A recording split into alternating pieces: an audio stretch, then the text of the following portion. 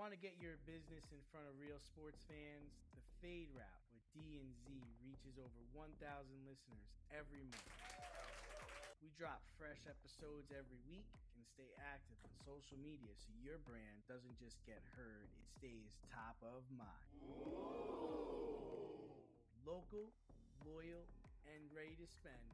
That's our audience. Are you ready to be part of the in crowd? Yes! Let's talk about how we can increase your foot traffic or get people to visit your website. Email us today and or message us on our socials so we can find the best packages for you. You can hit us up at faderoutemail@gmail.com and find us on our socials at Fade Route Podcast. Time to run the go route and talk to you next week. Coming at you from the AO Studios, it's the Fade Route with D and Z. Here are your hosts, D and Z.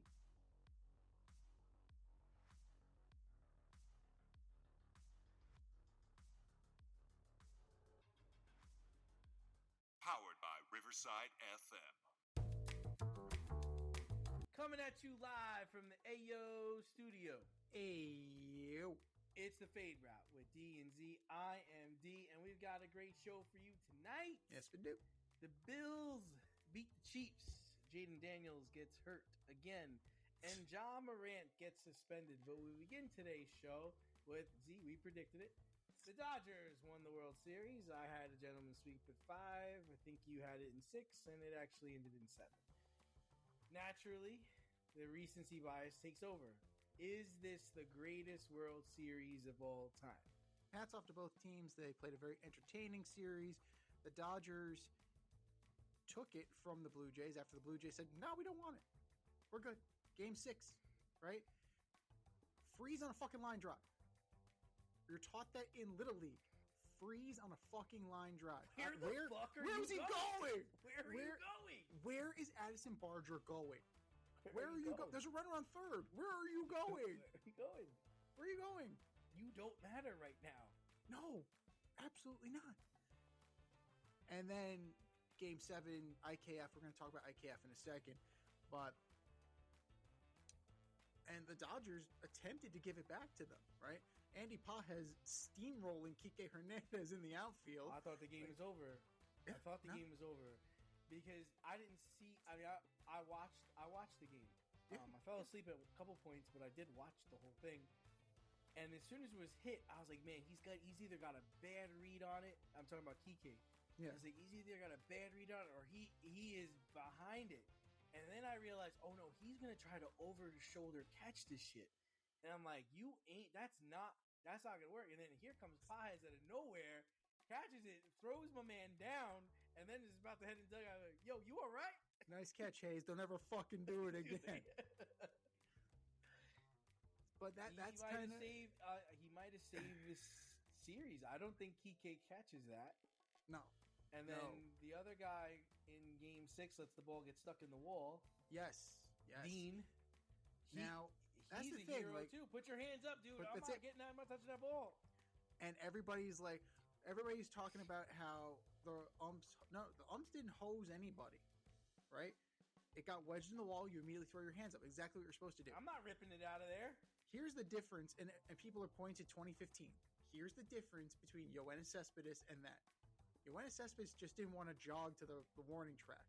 There's a foot of padding, right? There's a foot gap between the ground and the padding when you're talking about the Cespedes situation. His lazy ass just didn't want to go and get the ball. I'm gonna try and sneak this one. Shit, it didn't work.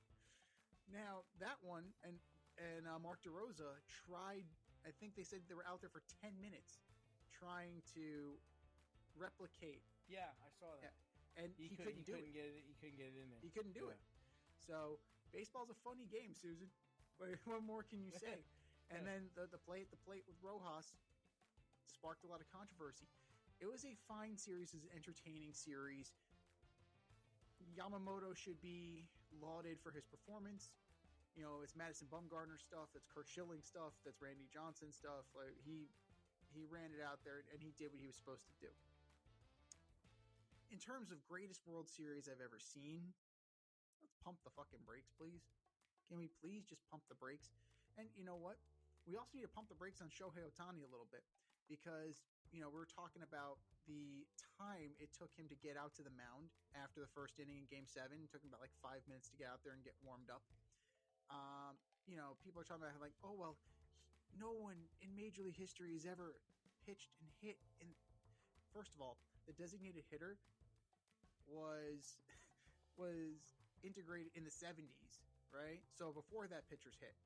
And in the National League, they hit until 2022. So let's pump the fucking brakes on that because he's doing what everybody else was doing for a long time. Now, he's not doing it with the proficiency. He's much more proficient at it than a lot of pitchers are. And he's not, the whole thing is that he was going to be a two-way player. He does not play the outfield, right? He came in as an outfielder, but then he hurt his elbow. He doesn't play the outfield anymore.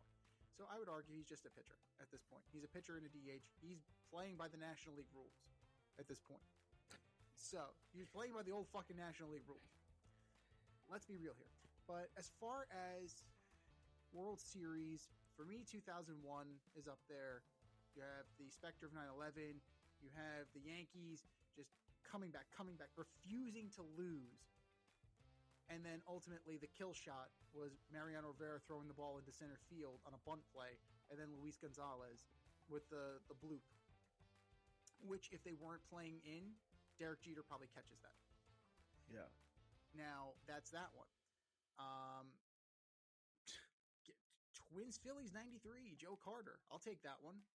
That's right up there, in my opinion. And I'm only going to go by the ones I've seen, right? I'm not going to go by, in the 1932 World Series when Babe Ruth called his shot. No, I wasn't there. I wasn't there, so we're not going to talk about it. I'm not even going to talk about Reggie Jackson's 3 homers. Mr. October. I'm not even going to talk about it. Wasn't alive. Right? In terms of other interesting series, give me 1990. Give me the Reds knocking off the vaunted Oakland A's. Right? The Bash Brothers. I'll take that. Those are excellent series. Kudos to them. And it's not even the best Dodgers series, right? Kirk Gibson, hello. Kirk Gibson came out of fucking traction and hit a home run off Eckersley. No. Fine, wonderful. Maybe the best of this century, right? I would still take 01. Maybe even 2016. Because you had Indians, Cubs, somebody's had to go. You had that drama. But it was a fine series. I would pump the brakes as far as greatest of all time. Yeah, I mean, the thing I would say is about this series is it had everything in it, right? It had extra innings. It had starting pitching. It had, home runs. It had plays at the plate. It had amazing catches, and it had everything that you want in a series. To me, it was David versus Goliath, and I know that the Blue Jays don't want to hear that, but they were overmatched, and they played up to the competition. They did, but when it comes down to it, you're up 3-2, and you're going home. And you fucking botched both of those games. So you took it to the 9th inning both times. You had bases loaded, 1 out, and you fucking didn't come through. You also had a situation where you had your closer in, and you had a 1 out, and you couldn't close the door. And you were pitching against a guy who hadn't hit a home run in over a month. And you couldn't put them away. You played 2 innings. You played 2 games in one night. And nicely, you bounced back the next day. I think listen, you threw Scherzer out there. You threw fucking Bieber out there, which I thought was a great pickup. And I thought he actually played. I know he gave up ultimately the home run that lost the World Series. But I thought the man played excellent. I really did. I mean, to have Shane Bieber be your 3rd starter, your 4th starter, and then be able to bring him in out of the bullpen,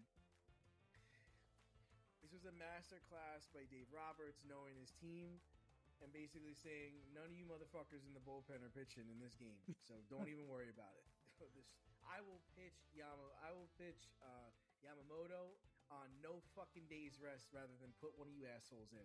So get your popcorn, grab a Coke and a smile, because you are not pitching this game. And hats off to him because he understood it. The Dodgers knew how good they were. They never sweat. They're down 3-1 heading into those last 3 innings. It didn't matter. I think our hurt George Springer hurt the Blue Jays too. I enjoyed it. And at some points I'm not gonna lie, in the 7th game, that was the only time that I was like, holy shit, the Blue Jays might actually pull this off. And it wasn't until then that I really believed it. Even going back to Toronto, I knew the Dodgers were going to win Game 6, right? And Game 7, they jumped on them early, and I was like, when they were heading into the 9th inning, I was like, wow, is this really going to happen? I mean, hang on, before you keep going. Like, it's the 9th inning, you have 2nd and 3rd, you have 1 out. No, you can't tell me at that point you knew the Dodgers were going to win. It took a colossal fuck up on the part of Addison Barger. In what Game 6? What? It was Game 6. No, I really didn't. I really with thought 2nd and 3rd and 1 out. Yeah, really? Yeah, I wasn't sweating it. I really wasn't. I'm not lying. The winning run is 90 feet away.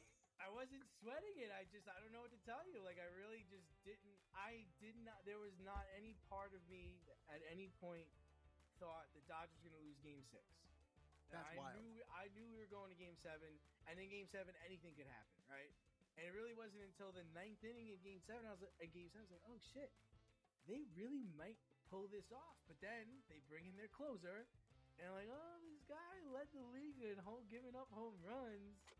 And then I want to say he got out Ohtani. He got out one of the big guns. Mm-hmm. And I was like, oh shit, man, I don't know if this guy can. And then, bang, oh, he got it, But for me, 0-1, yeah, but maybe that was just because we were in New York, and I just remember, to me, the Diamondbacks were a better team, and the Yankees were going to have to take that series from them, because the Yankees were just playing good enough to stick in it, and they were winning in New York, and these bullshit home runs off of this poor Asian pitcher, and then, they go back to Arizona, and they get fucking blasted in Game 6, which was hilarious.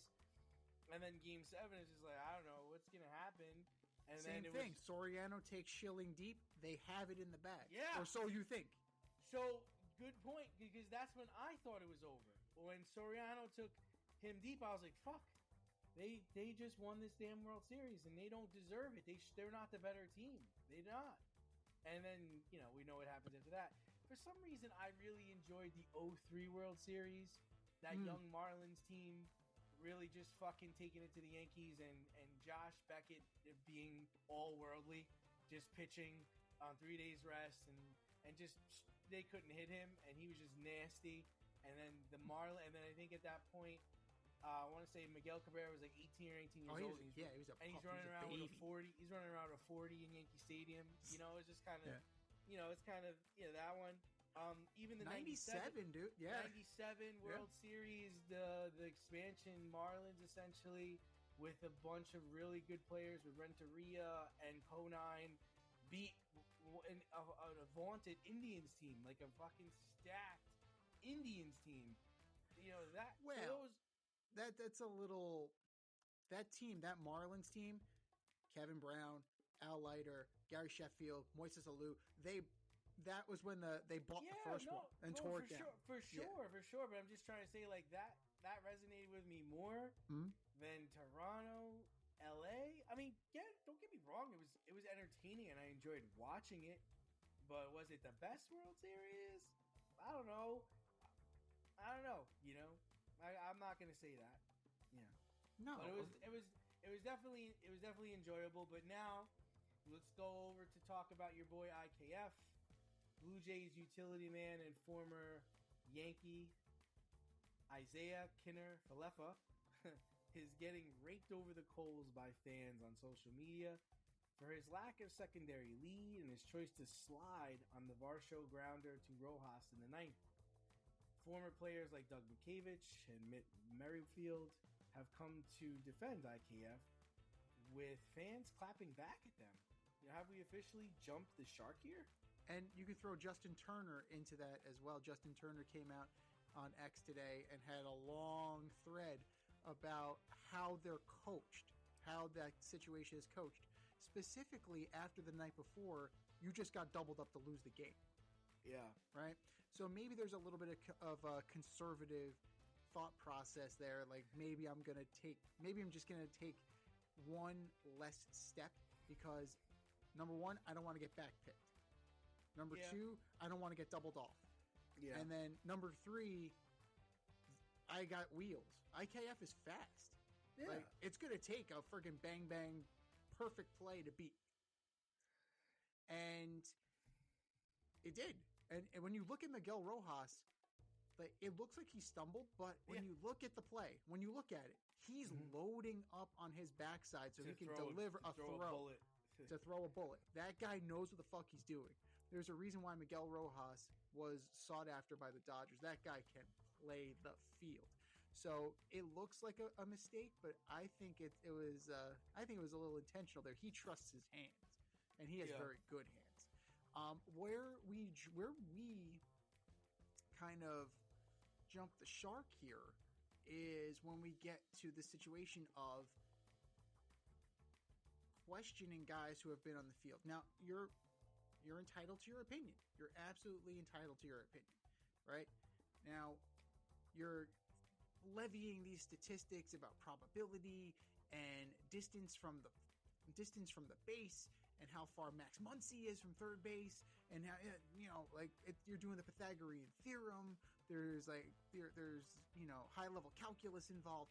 But at the end of the day, you have the moment of Game 6, coupled with the fact that you have a situation where you have a guy with wheels who may not want to get doubled off, and it results in that. Now, the sliding versus running through the bag,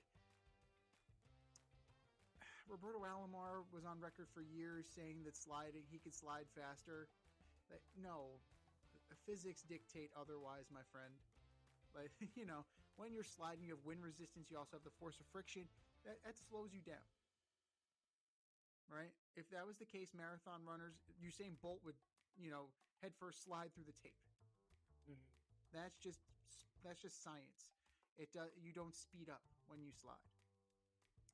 Now, Justin Turner also mentioned you don't run through because that plate could be slippery, right? You don't want to like tear up your ankle, or you don't want to jam a knee, or you don't want to do anything like that.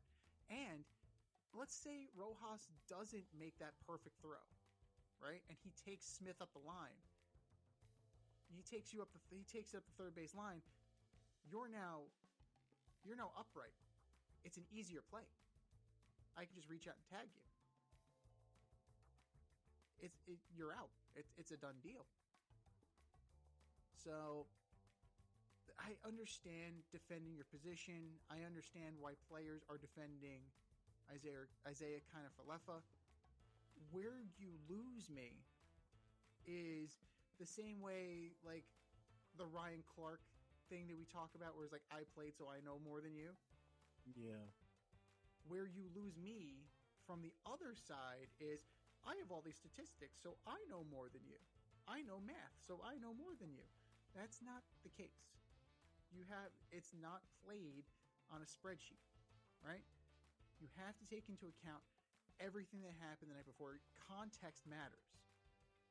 And that's where you can play fast and loose with statistics and actually make numbers mean what you want. But then you have some other instances of fans behaving badly. Threatening to break IKF's legs. So you got that part. So all of this coming together in a perfect storm. And we have jumped the shark. We have absolutely jumped the shark. And I think that,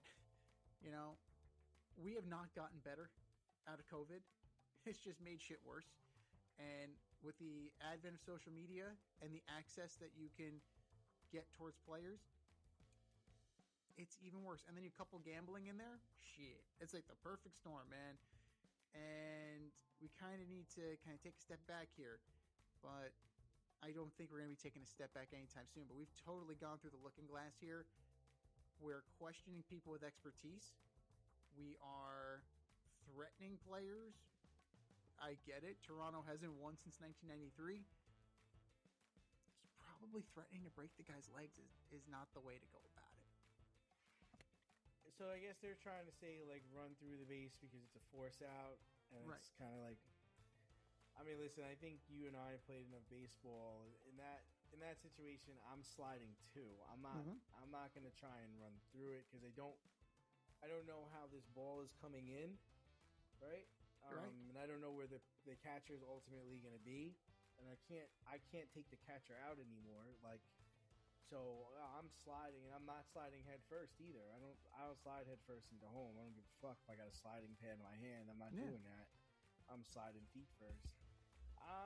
I think it's easy to second guess it right now. I think, if anything, you would give him credit if he did do those things, but you don't discredit him because he didn't, if that makes any sense. Right. Like I'm not in live time, I didn't have any problem with the play. In fact, he was really close to being safe. I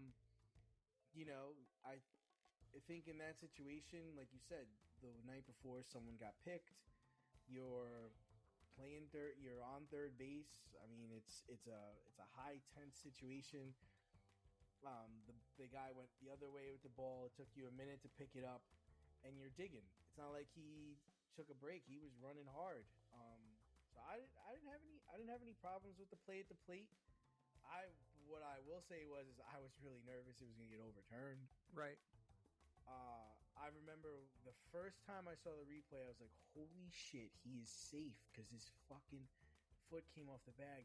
How are they going to overturn this? And this is how the World Series is going to end, on a replay overturn?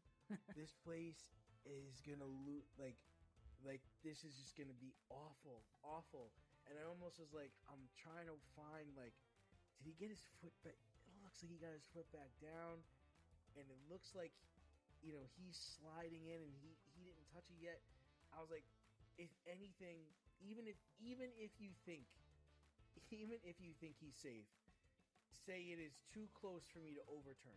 Like, that's what I was expecting, because you couldn't do that for the World Series, man. You can't have it end that way. Imagine it, everything that happened, the 18 innings, Shohei, the seventh inning, extra innings, and everything that happened comes down to an overturned call. Oh my God, that would have been a disaster. This series would have lived in infamy.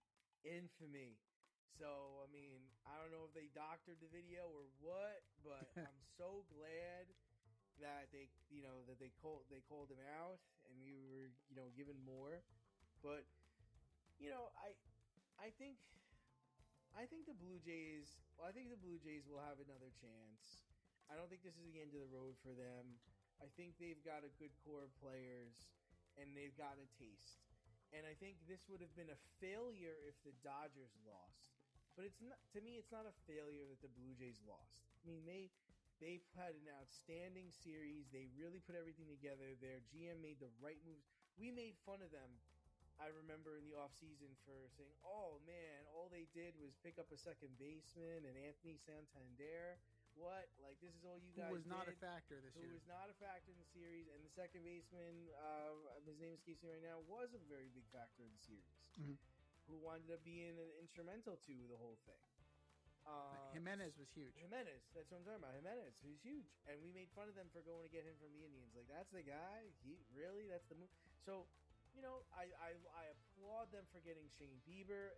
That was a huge pickup.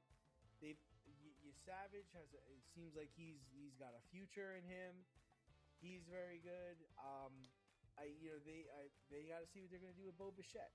You got to see what you're going to do there. Vlad came to play. He batted over 400 in the series. He clearly understood his job.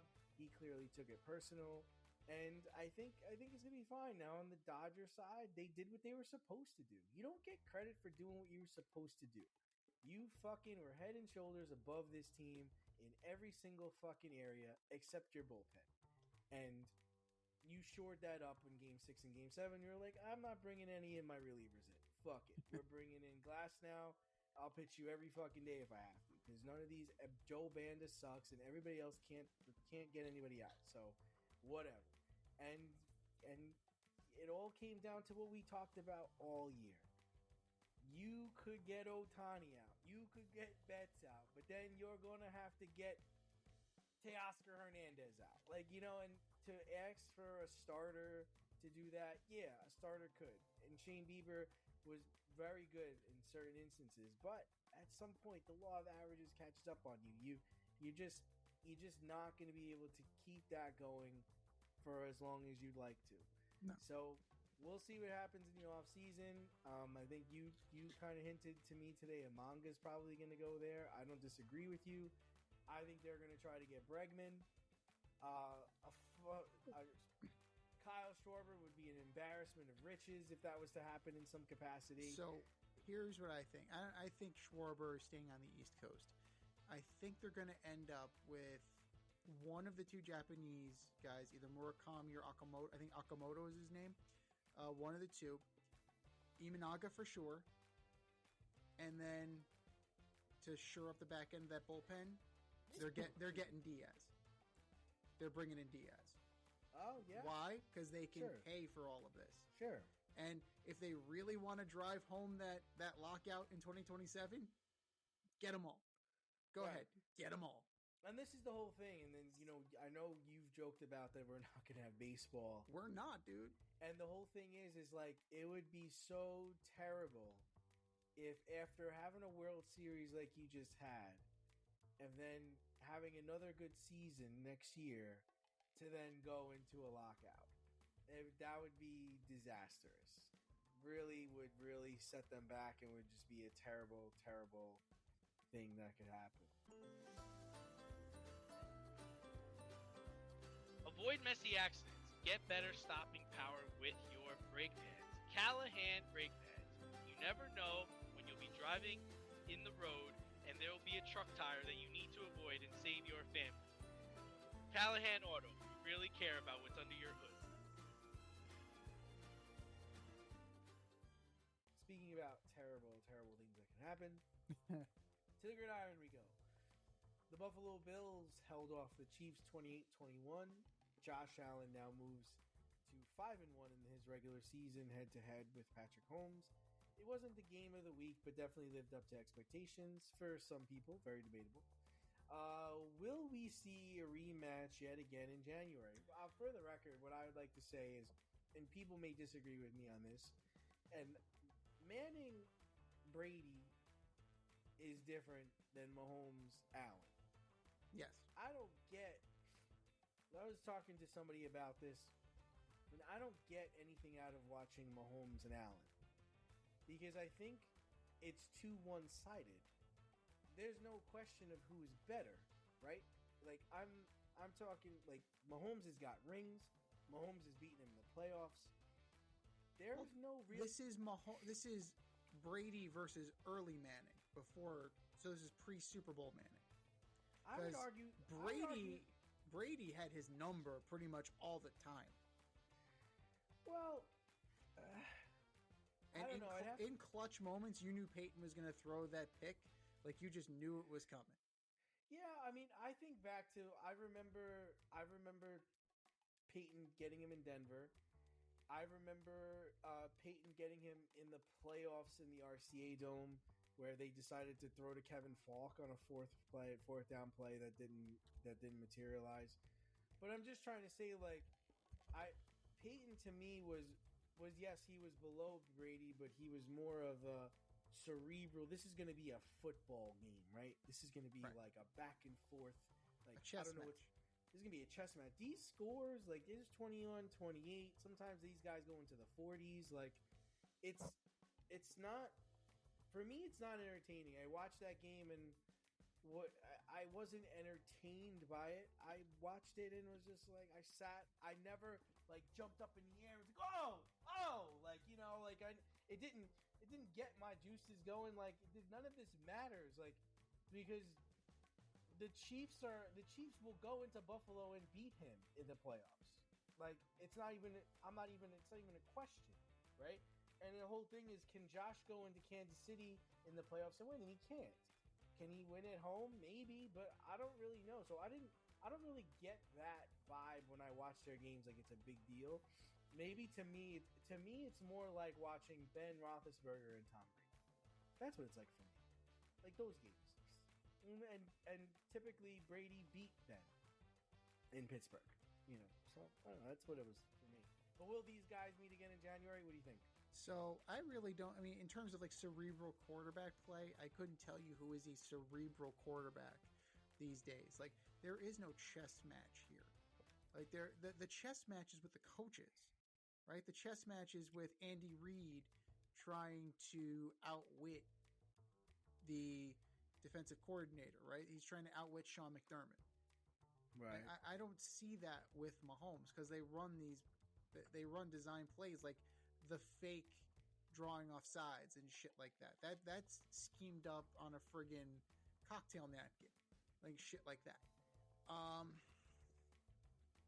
If it's a rematch, if they do have this rematch, it's the second weekend of the playoffs, because the Chiefs would have to make it out of wild card weekend. You figure the Bills, they're the 8th team right now. Yeah, they're out. Even in the playoffs. They're out. They're not even in the fucking playoffs right now. So depending on where the Bills are, because right now they're chasing the Patriots, right? They have one fewer win than the Patriots. Sounds about right. Yeah, they're 6-2, and the Patriots are 7-2. They haven't had their bye yet. And nothing's guaranteed because the Chiefs are chasing the Chargers and they're chasing the Broncos. So, and they have to play both of them. There's no guarantees here. There's a better chance that they're going to beat the Chargers now that Joe Alt is hurt again. Out for the season. Yeah, so that's going to be a major issue. Hampton is not ready to come back. No, so it becomes Justin Herbert, deliver us a victory. So we'll see. But if it is, honestly, if it does happen, it's going to be wild card weekend. That's wild for these teams. Mm-hmm. Like, the potential is there, but I really don't feel it with this Chiefs team. I really don't feel that the Juju's there. I don't think. Well, Juju is there, but I don't think that the mojo. We'll say the mojo is there. Right? I don't know if it's a lack of hunger, if it's complacency, or if it's just the injury bug, or if it's just father time catching up to them, or the league catching up to them. This team feels different. It feels like the Eagles delivered the kill shot in the Super Bowl last year. Like, it just feels like they're different. And this might be the year, if they do meet, that Josh Allen gets the better of Patrick Mahomes. Right? Because if you look at how the game was officiated on Sunday, they got after Mahomes, right? They were hitting Mahomes, and they let it go, right? Mm-hmm. There was no flag. There was no, excessive, unnecessary roughness. Chiefs win by 1,000,000. There was none of that shit. He took a shot on the sideline. Oof. That was a good one. Oh, yeah. It wasn't Epinesa. Like, who was that? I don't remember, but it was every linebacker's dream to get that hit. Clean, right in the numbers. Right in the numbers. And you took all this time and run along the sideline. You decided to let the ball go late, and I'm going to put my helmet in your chest. That's it. Right through you. But this is why the Bills got Joey Bosa. This is exactly... Who could be on the take, by the way? I sent you a video that was very intriguing. I mean, we'll see. We shall see. But, especially now that Ed Oliver's hurt, they need Joey Bosa to step up. Yikes. But it's intriguing, based on what's happening here, that we could be in a situation where these guys meet in week 1 of the playoffs. And it may be officiated differently, but this might be the year. If that defense comes to play the way it did, if James Cook comes to run the way he did, if they tush push the way they did with Josh Allen, I don't know what you're going to call it, because it's Buffalo. So I don't know what you would call it, but there were a couple of tush push scenarios, and if I'm James Cook, I go up to Josh Allen and say, "Stop fucking vulturing my touchdowns. Those are mine, God damn it." So this may be the year, and if not now, when? For the Buffalo Bills. They need to exercise this demon in order to go farther than they've ever gone with Josh Allen. And if they have to do it in the first round of the wild card, then by all means, do it in the first round of the wild card. But yeah, I'm with you. This game was just kind of like, didn't really move the needle for me. No. Like, I remember when Brady had to go play Peyton in Denver that first time. That was a big deal. That was a big deal. So to me, this was just another game. Like, he kind of owns you. And then will we see them play again in January? I think we will. I think we will see them, because I think that at some point Kansas City rights the ship. Like, I'm just a person that, still gonna stay on their bandwagon because they are, the class of the AFC. They've been to the last, few Super Bowls. They have Patrick Mahomes. They have Andy Reid. They have a bevy of talent at receiver. Their running backs are good. Not great, but good. Their defense plays. I mean, how could you not love their defense? Their defense plays. You got Chris Jones. You got Chenal. You have all these guys that run around and run that spag scheme. So yeah, I mean, I could see a rematch yet again in January, but like you said, it could be in the first round, or it could be, in the AFC Championship game. But at some point, Buffalo will have to beat Kansas City, and I don't know if they can. But again, like you said, if not now, when? Like, what's it going to take? Is it going to take Kelsey to retire? Is it going to take for Patrick Mahomes to be hurt? Is it going to take for Spags not to be the defensive coordinator? Like, what's it going to take for the Buffalo? Is it going to take a blizzard? Like, what's it going to take for them to be able to take this next step? And I don't know. I don't know the answer to that, but we'll see what happens. Now, in the Sunday night game, the Seahawks obliterated the Commies 38-14, but that's not the story here. Jaden Daniels came back from his leg injury and promptly dislocated his non-throwing elbow in garbage time. It looked it was so gross. ugly. Disgusting. Is this coaching malpractice on Dan Quinn, who took full responsibility for what happened? Are the Commies trying to RG3 this kid? So I don't know if it's the Commies trying to RG3 this kid, or if Jaden Daniels is trying to RG3 himself just by trying to prove that he's not RG3, right? Because ever since they drafted him, the comps have been there. So decent arm to good arm, can run very thin. Very thin. Yeah. Now, RG3 was a track athlete, so I guess I get that. Jaden Daniels, also very thin. Needs to put on muscle to stay in this league. So I don't know if it's him trying to shake this stigma, but Dan Quinn did him no favors. It's 38-7. What the fuck you doing? Take him out. Marcus, put the clipboard down. You're in. Well, hold on. I mean, there's two sides to that, right? Because there's a side that maybe Jaden Daniels didn't want to come out, right? There's a side of maybe that he's a competitor and he wanted to keep playing and he wanted to score, and there was 7 minutes left in the game, I believe. So, I mean, a lot crazier things have happened with less than 7 minutes in the game. I'm saying I don't think Dan Quinn needed to come out at the press conference and take the blame for this. You're down by 31. I think it's safe to say this one's over. Right, but sometimes that's when you need an assistant coach, right? A good assistant coach, like a good friend. Be like, hey, Dan, I think we need to get him out of there. He's running for his life. He's coming off of an injury. And maybe this was the last series, Z. Maybe he was like, all right, let him just do this last series, and we'll call it. Like, you know what I mean? But this is when you need a good assistant coach to kind of speak reason and to be, you're a competitor too. You want to win. You want to score. You want to, you want to hit the money line. Like, things like that. You got to understand that there's a lot more at stake here. There are careers there are numbers here. People are trying to get bonuses. There's a lot more to this than, oh, we're getting blown out. Let me take out. Like, you don't think this is going to happen. You're right. Think this is going to happen. Careers are at stake here. You have a 20-something-year-old kid who got the shit beat out of him last year, who's getting the shit beat out of him this year. He's a walking mash unit. Sometimes you need to be saved from yourself. Right? Does he play again? He plays again, right? He plays again. I mean, his non-throwing elbow is dislocated. But they always say that once you've dislocated it pops out. It's going to pop back out again. 100%. So he's going to probably have to wear a brace for the rest of his career. And he runs a lot. Yeah. And that's the other thing. It's like, listen, I was a running quarterback. You don't put your arm down like that. No. You don't. You go down. You don't try to break your fall with your non-throwing hand. They also lost Luke McCaffrey to a broken collarbone. Yeah.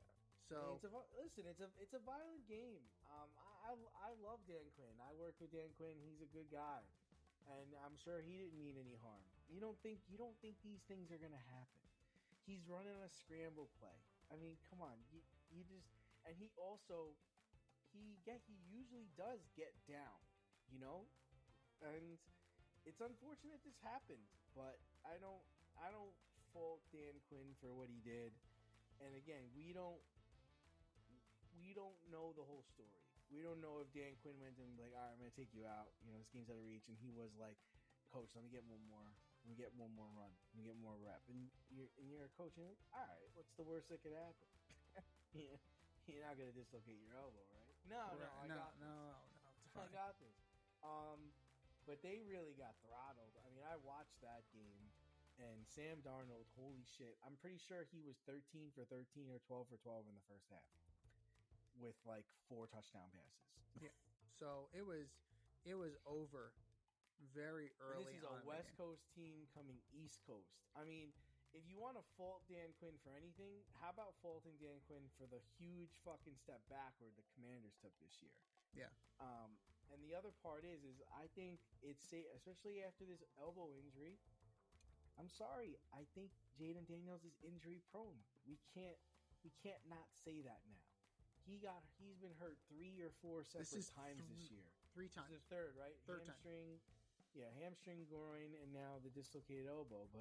And then he got beat up last year too. And he's a good player, but he doesn't eat enough. And he doesn't. No, he does. Sorry, Z. He just doesn't eat. You gotta be able to take shots, man. You gotta take shots in the chops, and you've got to be able to toe that line, go back out there, get down. You've got to be durable, and he just has shown that to me that he's not durable. And I think this is an RG3 situation because I do think he comes back next year, and I do think he gets hurt again. I don't think he's the answer to their quarterback woes. I think he's a fine player. He's an electric player. He's an exciting player. But the way he plays is not sustainable. We've even seen Lamar Jackson start to break down this year with his hamstring. And, everybody said, oh, he had a great game against the Dolphins. Okay, yeah, the Dolphins suck. Okay, the Dolphins fucking suck. What's going to happen when he's playing against a team where he's actually running for his fucking life? They have the Steelers this weekend, I think. Yeah, and then what happens when the hamstring pulls? Because it's going to pull. Mm-hmm. I've done it. It's happened to me. I've done it. You're never 100% sure.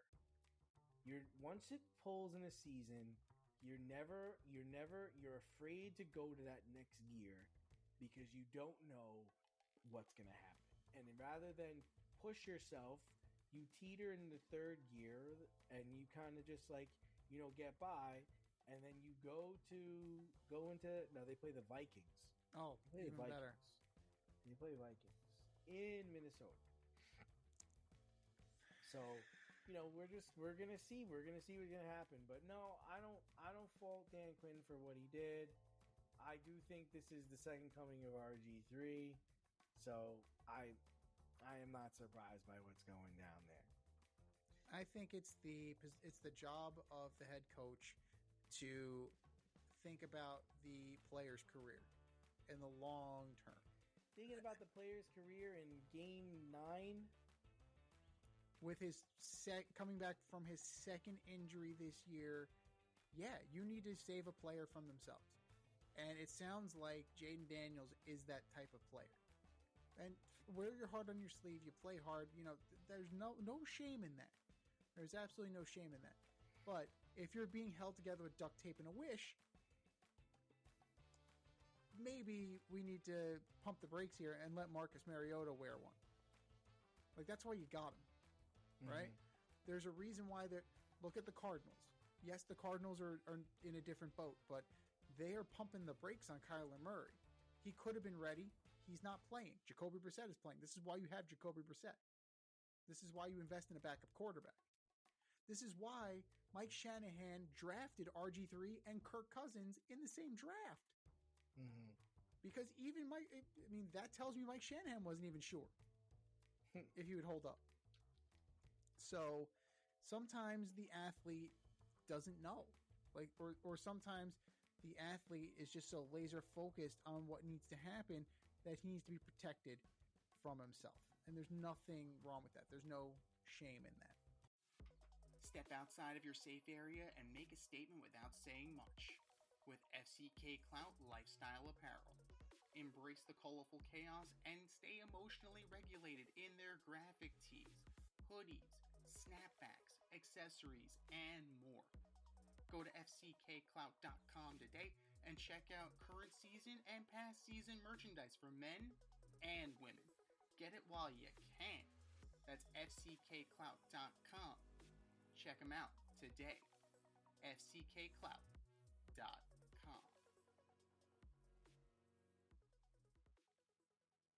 But speaking of being protected from themselves, to the hardwood, kinda. Stop me when you heard this before. Ja Morant's been suspended. This time he's down for conduct detrimental to the team as he mouthed off to head coach Thomas Yasalo after the coach questioned Morant's leadership and effort in a loss to the Lakers. Is it time for Memphis to cut bait on Ja Morant? Yeah, I think so. I think that marriage is over. The only thing is I don't know where he's gonna go.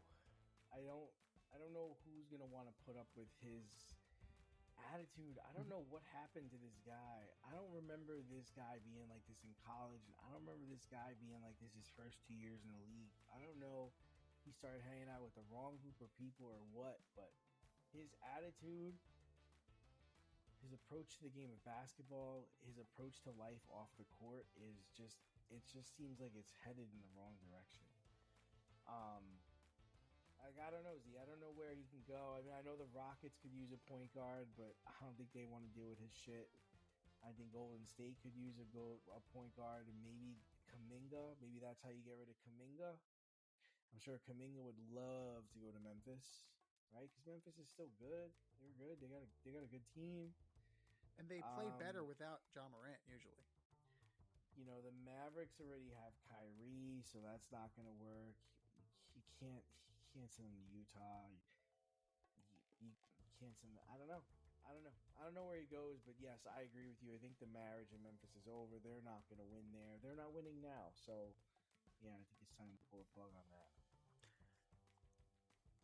Yeah, I mean, how many more times does Ja Morant need to fuck around before he finds out, right? The guns, the finger guns in the club, it's showing that he doesn't get it, right? He thinks he's above it all. And when you're that talented, sometimes you're able to do that. Sometimes you're able to get away with it. But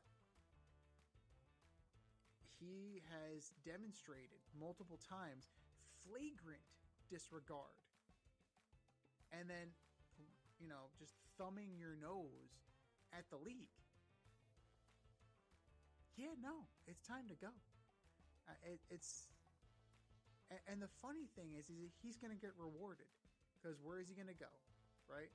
You're going to end up in a big market, right? He's going to be out of Memphis with a brighter spotlight on him, right? The league is going to get him out of Memphis. They're going to get him on, I mean, you're saying no to Houston, but I think having KD there might be able to rein him in.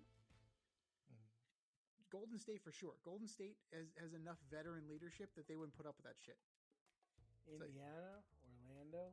Interesting.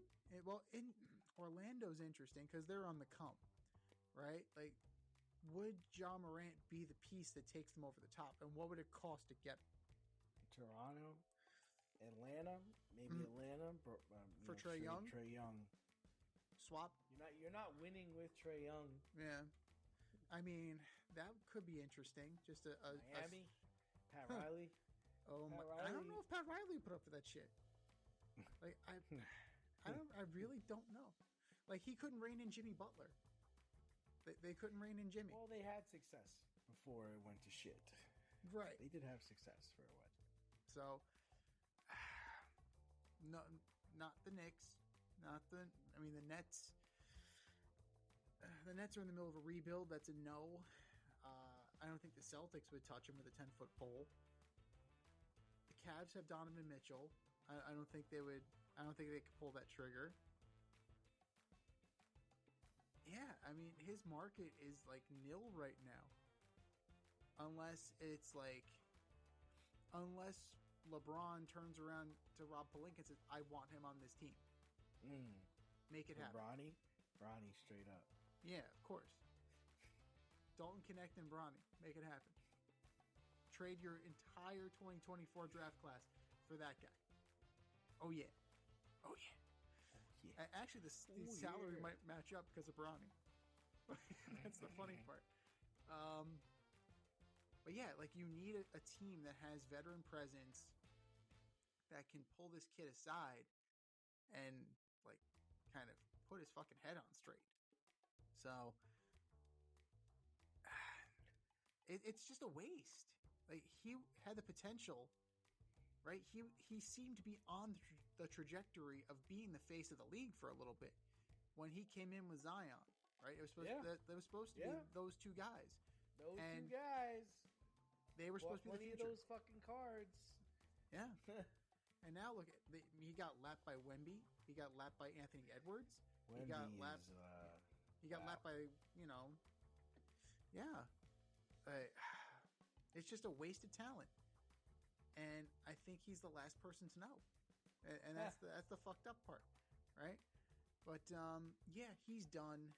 I think Memphis would be better off moving on without him. And I'm sure they could find a young point guard back in a trade. So, I mean, we're going to watch this space, but yeah, he's not long for Memphis at all.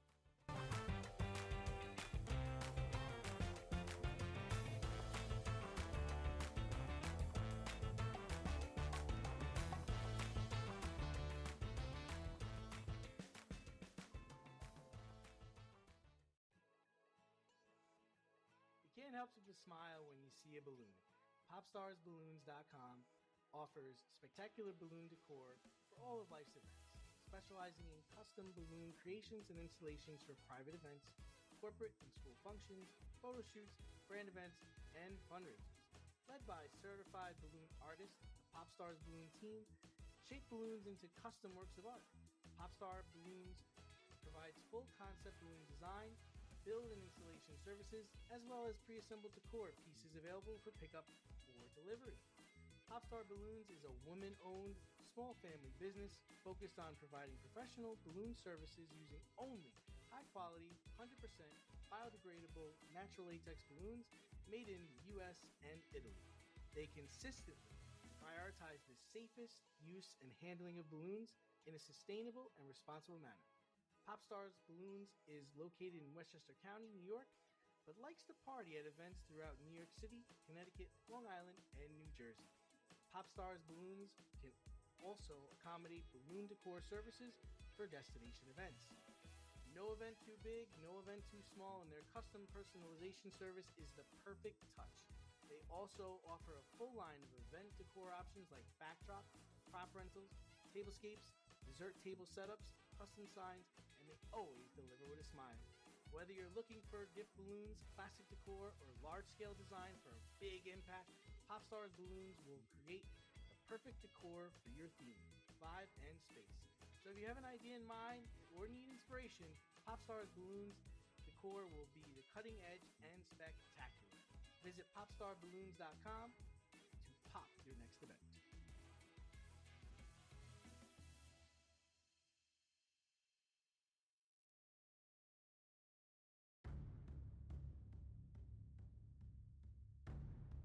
Tough decisions need to be made.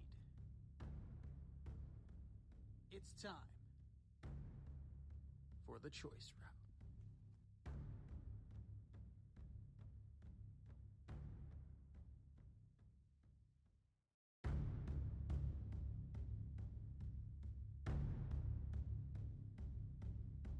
All right, boys and girls, something new this week.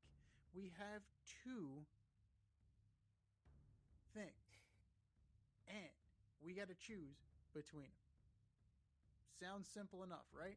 Well, let's see how it goes. The choice route. The choice route. Whose D is worse for choice route number one? Whose D is worse? The Defense you're Bengals. referring to, right? Yes. The defense. Whose defense is worse? The Cincinnati Bengals or the New York Football Giants? I would say the Bengals, right? I mean, they managed to lose to the Chicago Bears and they put up 42 points and still lost to the Chicago Bears. Now on the other side, the Giants, I believe Burns leads the league in sacks. Yes, he does. And despite Shane Bowen wanting to do the prevent defense all the time, they play their front seven are very formidable.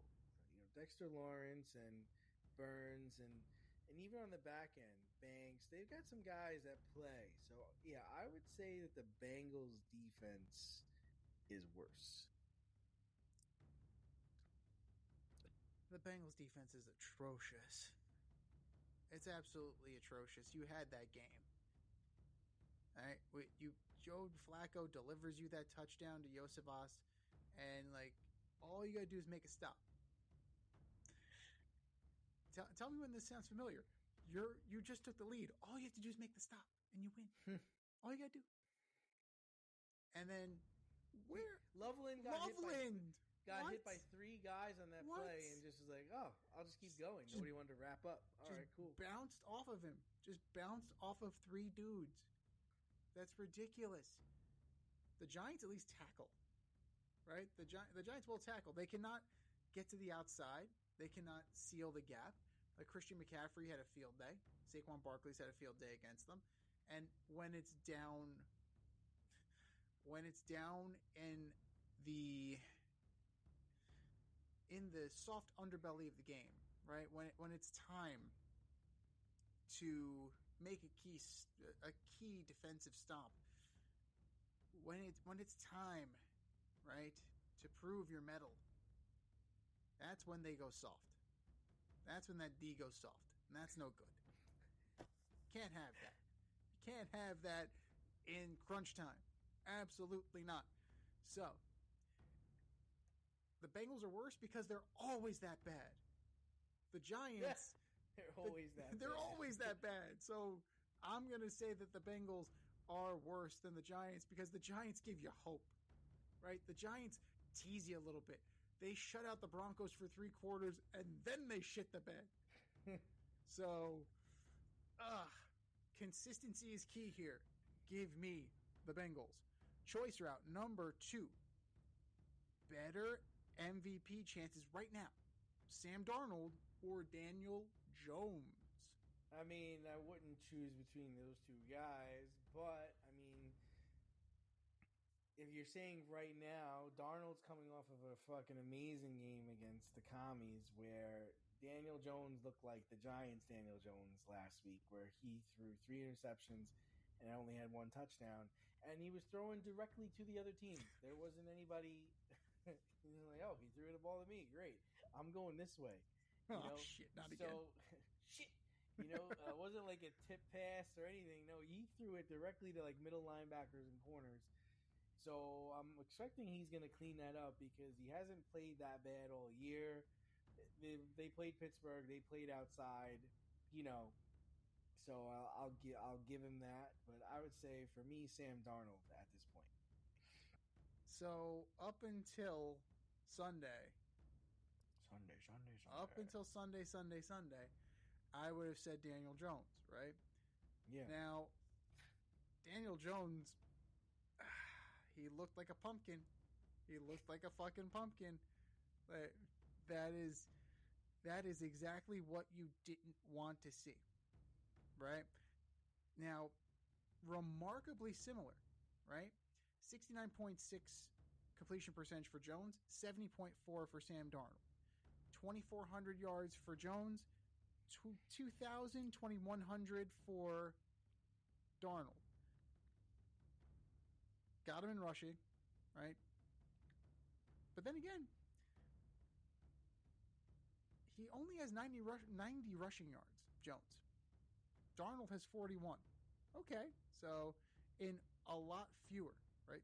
10 rushing attempts as opposed to Jones's 33. Now, even the touchdown to interception ratio, 14-6 for Jones, 16-5 for Darnold.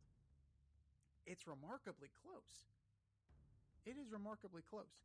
Now, this is where Darnold gets the edge. It's now strength of schedule. The beginning of the year was front-loaded for the Colts. The Colts now have the fifth toughest schedule moving forward. Really? Yeah, so the competition is going to ratchet up. Now, we've seen Daniel Jones when the competition ratchets up. Oh. Yeah, so we shall see if he can shake that. Falcons, Chiefs, Texans, oof. Jaguars, Seahawks, ooh. 49ers, ooh. Yeah. Jaguars, Texans. Yeah. And the Texans are going to be playing for something, so they're going to have to they're going to come to punch him in the mouth. Have the Colts beat a team with a winning record? I don't think they have. That's a good question. I don't believe so. I don't believe so. They beat a team with a winning record. So, that's great. You beat... Oh, they beat the Broncos by 1. Oh yeah, on a that kick. was like week 2. Yeah. That was on the blocked field goal. It was on the blocked field goal. Yeah. They lost to the Rams. Do the Chargers have a winning record? The Chargers have a winning record. Oh, so they beat the Chargers. All right. So is this during the Chargers nap time? Probably was. Yes. But they beat him by 2 touchdowns. Okay, so that's their claim to fame this year. I guess. Well, the Giants beat the Chargers. So there you go. So I got to say, I'm going to take Darnold only because that strength of schedule is going right up, and I don't know if Daniel Jones is going to meet them all. Because I've been there. I've seen it, and it doesn't happen. Choice route number 3. More mediocre in a win. Bo Nix or J.J. McCarthy? I'd say Bo Nix. J.J. McCarthy showed me something. To come off of not playing for 4 games and play the way he played with a lot of moxie. He played with a lot of confidence. He played hungry. Bo Nix is just so up and down. I don't understand what's going on.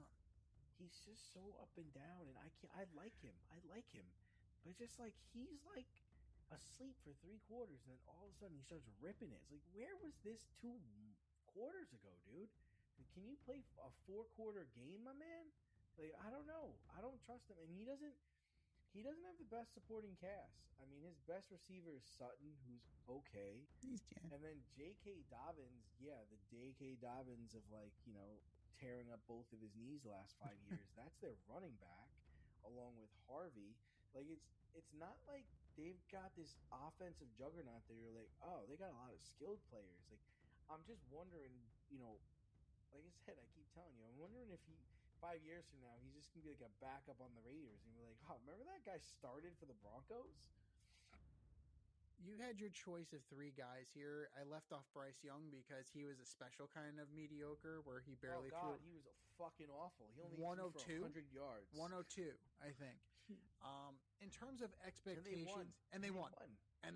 Somehow they knocked off the Packers. Rico Dowdle had 150 yards and fucking 2 touchdowns. Yeah. Meanwhile, Hubbard had 5 carries. It's like, dude, you are not the guy anymore. Sorry. No, Rico Dowdle took your job.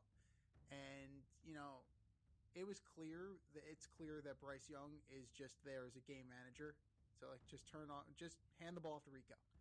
But in terms of who's more mediocre,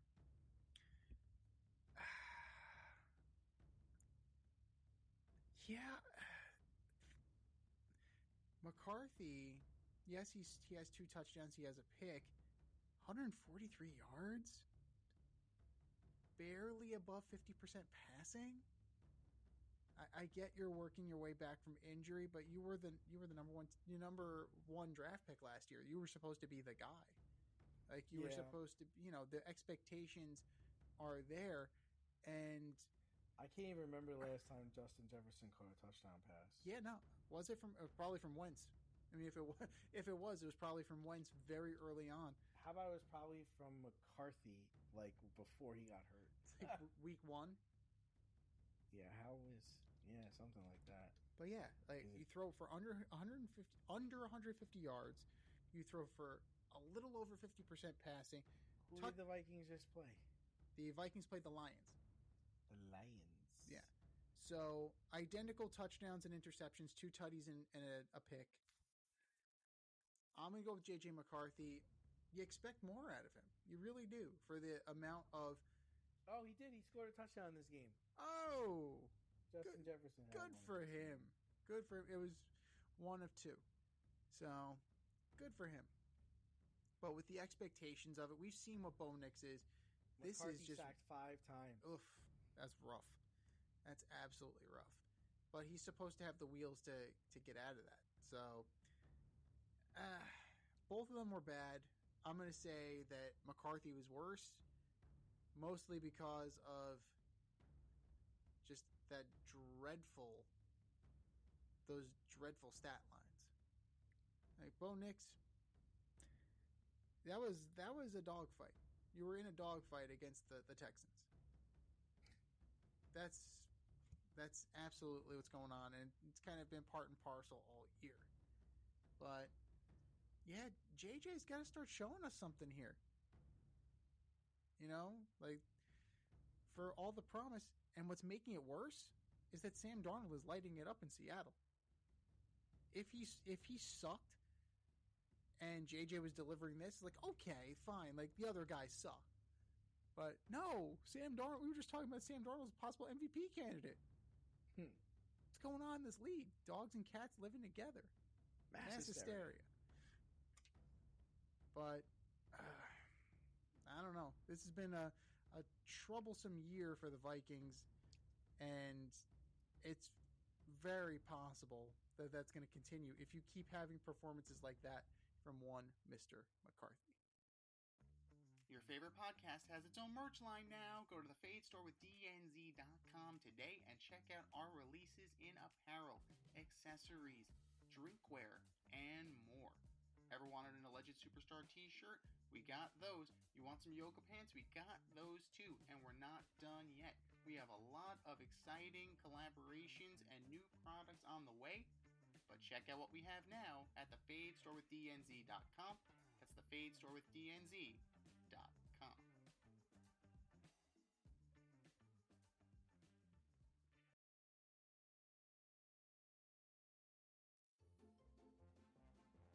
Who's the best of the worst this week in sports? The Fade Store presents the Alleged Superstar of the Week Award.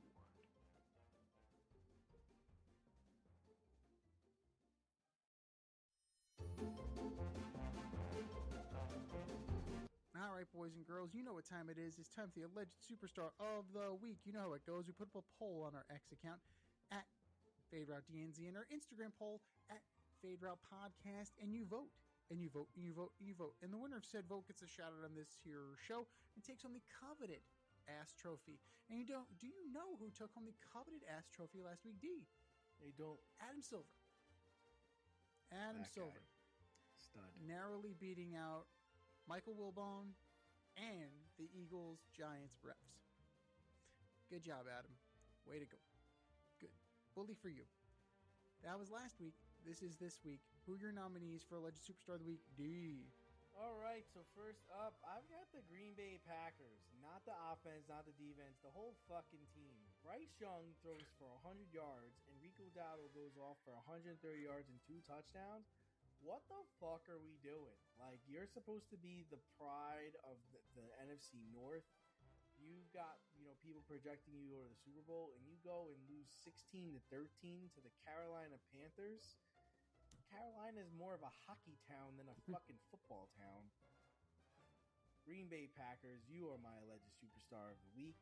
Number 2, the Bengals defense. We talked about this during the show, but up 42-40, you give up a touchdown in the fourth quarter to lose to Caleb Williams, Loveland, and the Bears at home. You've got them turning on each other. The offensive players are turning against the defensive players in this. I mean, you've got to find a way. Tell them a story, spit in his ear, just get them to stop scoring. Figure it out. Bengals defense, you are my alleged superstar of the week. And number 1, I've got Jeff Hoffman. 2 outs away from winning the World Series. You give up a home run to a guy that has not hit a home run in over a month. Can't happen, sir. Can't happen. Jeff Hoffman, closer of the Toronto Blue Jays. You are my alleged superstar of the week. What do you got, Z? Yeah, that's bad. That is bad. I'm going to start with Daniel Jones. 31 of 50, 342. Sounds good, right? 1 tutty, 3 picks. Psych. Deer in the headlights look. There he is. There's the fucking Daniel Jones that we know and love.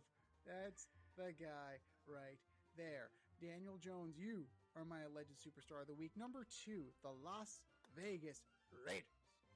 You take the Jags to overtime. The Jags take the lead. Overtime. And you score. You're down 1. It's 30-29 in the dying embers of the game. What do? Pop quiz, hot shot. You got one. You have 1 play at this point. You either kick this safe extra point and walk away with a tie, or you go for it. What do you do? What do you do, Pete Carroll? You chose to go for 2. Jaguars win. Jaguars win. 30-29. I believe there was 17 seconds left in the game. Kick the fucking extra point. Kick it. Just kick it. Just kick it. This is as bad as when Harbaugh's like, Lamar, what do you want to do? All right, we're going for it. What? The fuck? Yes, you. Me? No, you're the coach. You're the coach, not me. Oh, for God's sake, what the fuck? I understand aggression. I understand all that. Dan Campbell coaches with his balls. I understand all that stuff. But, yeah, no. Take the kick, man. Take the goddamn kick. Raiders. Las Vegas Raiders. Well, it's a gamble. How appropriate that they're in Las Vegas. Las Vegas Raiders. You are my alleged superstar of the week. And number 3... Addison Barger of the Toronto Blue Jays. I still don't know where the fuck you were going. 2nd and 3rd, 1 out. Sinking line drive. Where are you going? There's a runner in front of you. right? Freeze on a line drive. Freeze. That's it. That's it. Even if you go a third of the way, you can still make it back, right? Even if it drops, right? Kike Hernandez now has to change direction and somehow throw across his body to try and get you at third base. Freeze on a line drive. What happens? You get doubled off. Blue Jays lose. Blue Jays lose. Force a game 7. Blue Jays lose. Blue Jays lose. So you're going to have to wear this one for a while, Mr. Barger, because that brain fart, it's going to live on, at least for a little bit. Actually, it probably didn't even live on for a day, because then they got onto IKF's ass. Yeah. Addison Barger, you are my alleged superstar of the week. I think we said our piece. Go to our X account at FadeRouteDNZ. Go to our Instagram poll at FadeRoutePodcast and vote. And vote, and vote, and vote. And for our nominees. You're better than that. Just do better. Just do better. This has been the Fade Route with DNZ. Thanks for tuning in tonight. Catch our podcast on Wednesday nights on Spotify, iTunes, iHeartRadio, or wherever you listen to your podcasts. So until next time, stay fade, everyone. Time for us to run the go route. We'll talk to you next week.